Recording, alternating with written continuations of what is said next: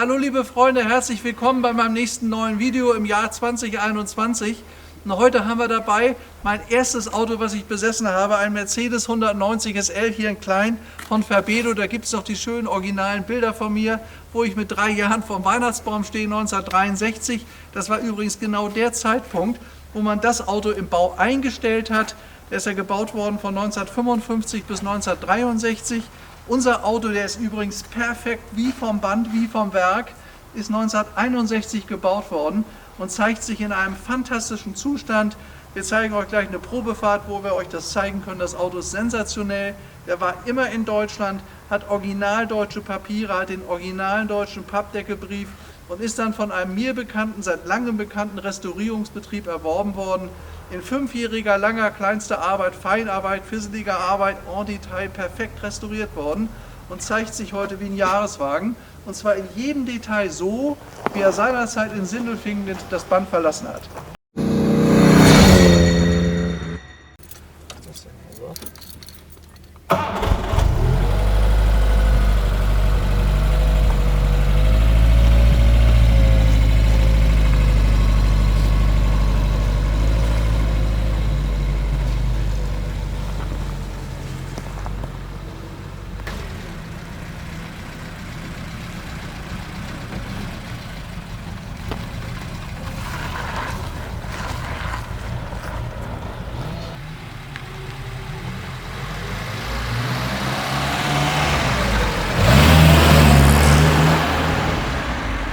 Wir fahren heute einen Mercedes 190 SL.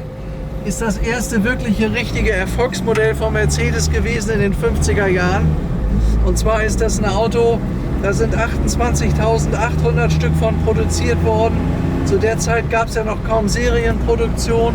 Das war ein Serienauto. Der ist also in Serie produziert worden. Er hatte 105 PS mit 4 Zylindern und ca. 1900 Kubik. Hat das Auto eine Höchstgeschwindigkeit von 180 Stundenkilometer gebracht. Der Wagen ist sehr, sehr beliebt, das hält an bis heute. Und zwar ganz einfach deshalb, weil er eine wunderschöne Form hat. Es ist ja praktisch geschehen in Anlehnung an den legendären 300 SL. Das war ja ein reiner Rennsportwagen, kann man sagen. Und das ist eigentlich das Fahrzeug für wohlhabende Leute gewesen, die in den 50er Jahren im Wirtschaftswunderland ja prosperiert haben, die es nach vorne geschafft hatten. Man muss sich mal vorstellen, so ein Wagen hat seinerzeit ca. 18.000 D-Mark gekostet, zu einer Zeit, wo ein normaler deutscher Arbeiter 500 Mark im Monat nach Hause gebracht hat. Der hätte also jahrelang arbeiten müssen, um sich so einen Wagen leisten zu können. Also wer sich damals in den 50er Jahren das Auto leisten und bezahlen konnte, der war einfach mit da vorne. Der hatte es geschafft, nach dem Zweiten Weltkrieg sich wieder was aufzubauen. Und ich sage mal, das Auto, wenn ihr euch mal dieses schöne Armaturenbrett anguckt, das silberne Bäcker Europa, dieses schöne alte originale Radio hier, alles in einem wunderschönen Zustand, war einfach ein Augenschmaus, dieser Wagen. Ist wirklich unheimlich schön designt. Diese schönen großen Rundinstrumente hier, die bis 210 Stundenkilometer gehen, damals von der Firma VDO produziert, kann man hier sehen. Dann ist das hier der Drehzahlmesser, ging bis 5.500 ungefähr. Aber so ein Wagen fährt man ja normalerweise nicht so schnell, konnte man aber. Denn 180 Stundenkilometer sind also für die damalige Zeit eine ganze Menge gewesen. Zumal das hier nur ein 4-Zylinder-Motor war, der war ja nicht besonders groß.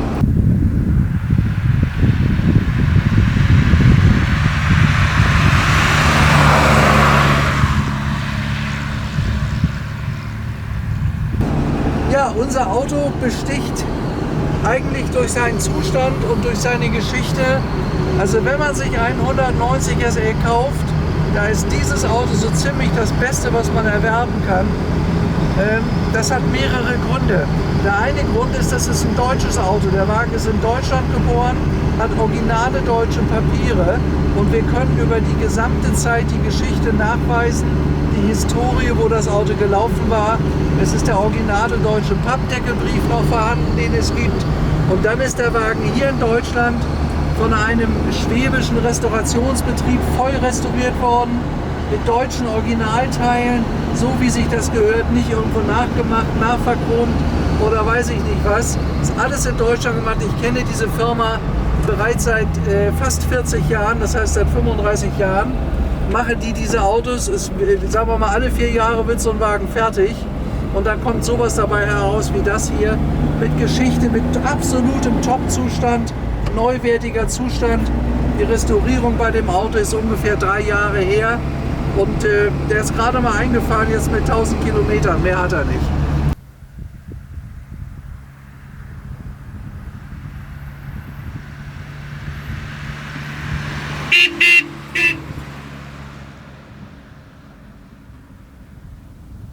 Übrigens ganz interessant, wenn man fährt mit dem Wagen, wenn man rechts abbiegt, den Silberkranz nach rechts bewegen, fährt man links, macht man das so. Hier vorne ist die Anzeige für den Blinker und man sitzt wunderschön. Es sind sehr, sehr gemütliche, bequeme Sitze hier im 190 SE. Bei unserem Auto übrigens alles neu beledert. Ihr könnt hier zum Beispiel die schöne originale Uhr sehen. Das ist die echte, die da reingehört. Die werden heute sehr, sehr teuer gehandelt. Und meistens werden da irgendwelche Ersatzuhren reingebaut. Das ist die Originaluhr. Das hat unser Autochen. Und er fährt hier, wir fahren gerade so eine kleine Serpentine hoch. Also wirklich wunderschön. Muss natürlich schalten. 4 Zylinder ist kein Rennwagen, aber er kommt hoch. Das ist ein Auto, was sich doch relativ modern bewegen lässt. Das heißt, wenn ihr zu zweit unterwegs seid, könnt ihr mit dem Wagen ohne weiteres schöne Reisen machen. Der hat einen ordentlich großen Tank, mit dem man gut weiterkommt. Also, jetzt sind wir hier gleich in Solhuben. Wir haben bestes Wetter. Wir haben den Wagen natürlich nur deshalb rausgeholt, weil die Straßen trocken sind. Man muss hier aufpassen im Winter.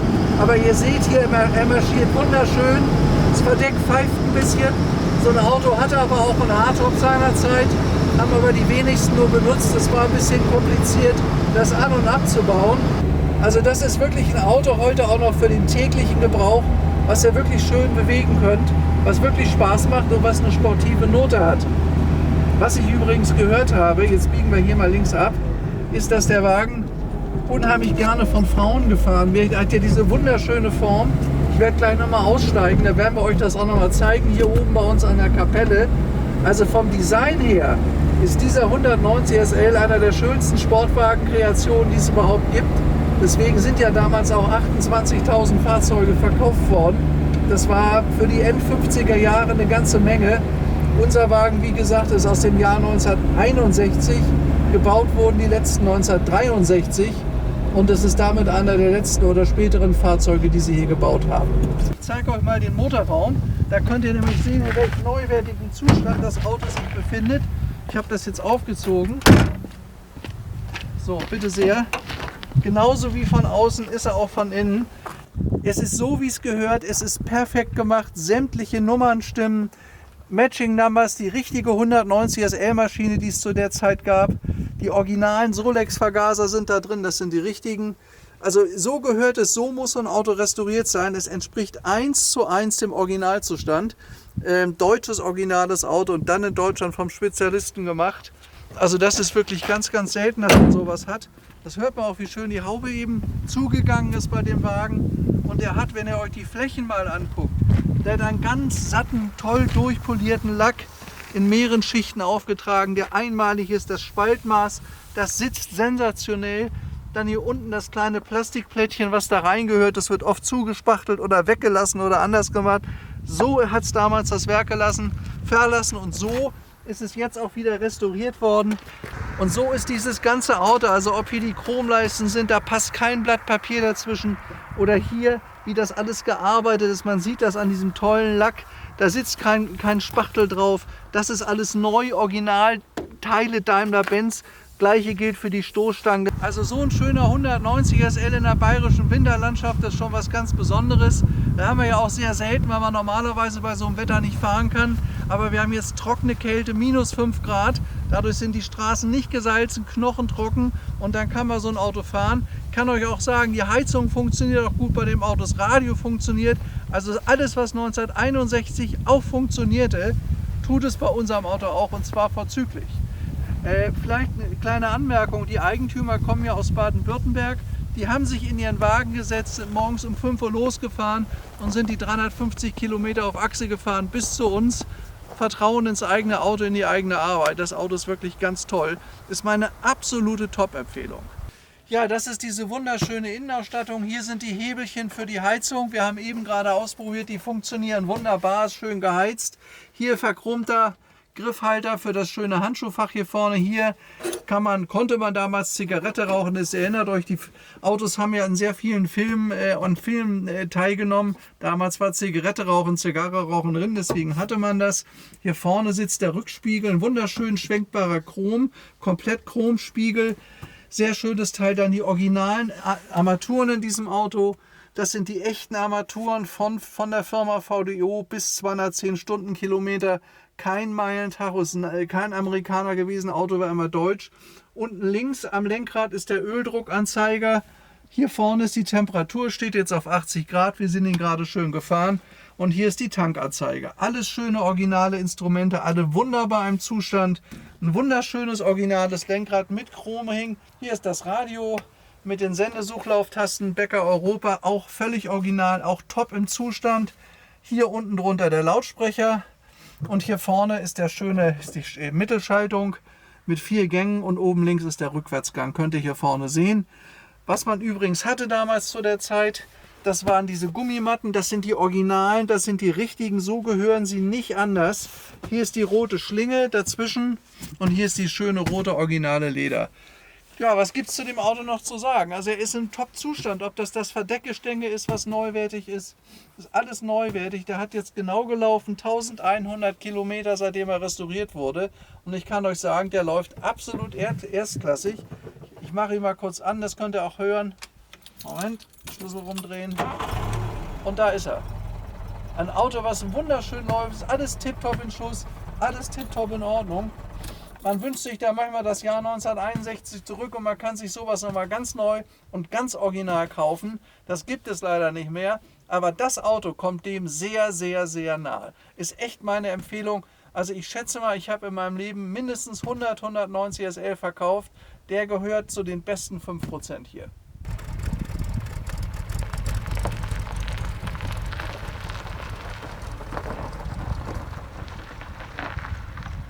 Und ich muss euch sagen, das macht einfach Spaß, mit so einem schönen alten Oldtimer unterwegs zu sein. Man sieht diese schöne Front vom 190er, man kann die Ecken gut sehen. Also es ist ein Auto, was wirklich sehr, sehr harmonisch ist. Ich meine, man darf eins nicht erwarten, es ist kein Rennwagen. Er hat 4 Zylinder und das wären auch nie 6. Aber wenn man sagt, es reicht mir 80 bis 140 zu fahren, ist man super angezogen mit dem Auto. Man hat einen ganz tollen Gebrauchsoldtimer und die Wertentwicklung der letzten Jahre hat sich ja bei diesen Autos sehr, sehr positiv nach oben entwickelt.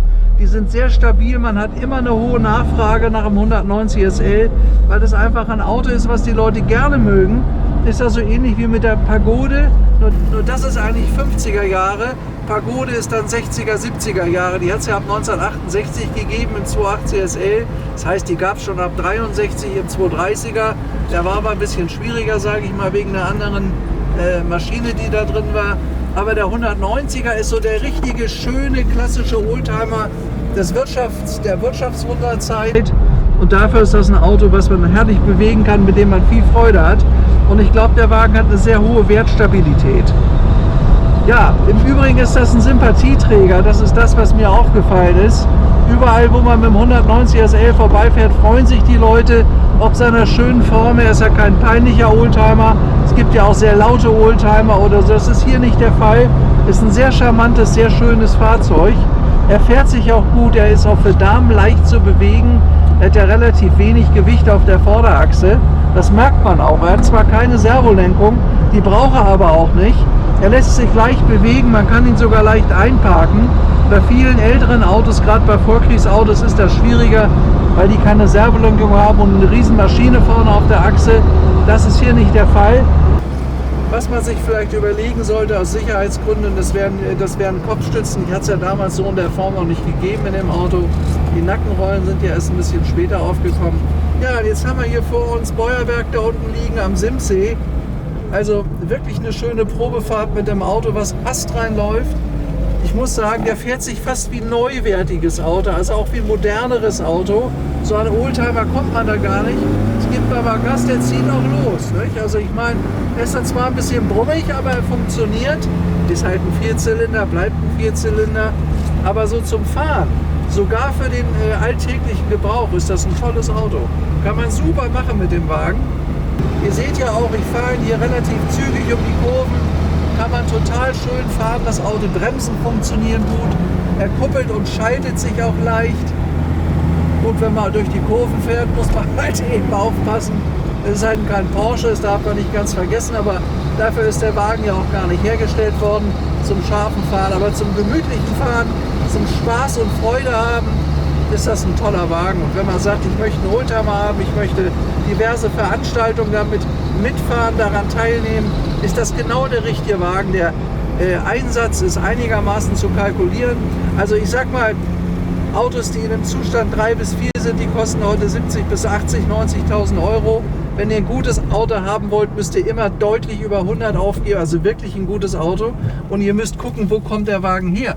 Welche Provenienz hat das Auto? Wer hat die restauriert? Hat das jemand gemacht, der sich da auskannte? Oder waren das irgendwelche Leute, die nur verchromen können?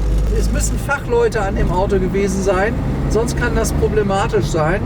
Und das sind meist Mercedes-Leute oder halt eben Restaurationsbetriebe, die sich darauf spezialisiert haben und das hier in Deutschland machen lassen und vor allen Dingen mit deutschen Originalteilen. Das ist ganz, ganz wichtig. So, wir kommen jetzt wieder an. Hier da vorne könnt ihr Beuerberg schon sehen. Ich würde sagen, wer Interesse hat an diesem wirklich außergewöhnlichen 190 SL, der soll mich besuchen im schönen Oberbayern, gibt einen guten Kaffee. Freue mich auf euch zu sehen, euch dieses tolle Auto zu erklären.